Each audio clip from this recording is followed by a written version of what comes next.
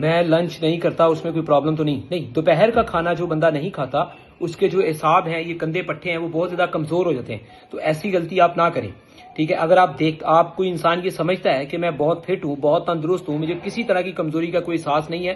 تو وہ چاہے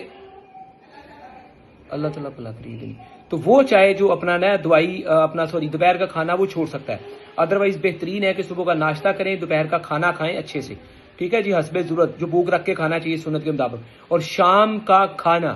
بالکل چھوڑ سکتے ہیں، مگر کچھ نہ کچھ کھانا ضروری ہے، چاہے وہ ایک کالی کھجور ہی کیوں نہ ہو، کمی بیشی معاف فرمائے، حدیث کے کچھ اس طرح الفاظ ملتے ہیں کہ کچھ نہ کچھ تو انسان کو ضرور کھانا چاہیے، چاہے وہ ایک کالی چیز کیوں نہ ہو، یعنی کہ ایک کالی کھجور کیوں نہ ہو، تو بالکل ہلکا پھلکا شام کا کھانا کھا لیں اور سو جائیں، کیونکہ رات کو انسان نے کام نہیں کرنا ہوتا، معدے نے کام نہیں کرنا ہوتا، 50% جو صحت کی ورکنگ ہے، جو جسم کا سسٹم چل رہا ہوتا ہے، وہ 50% رک جاتا ہے سمجھ لیں اوور آل،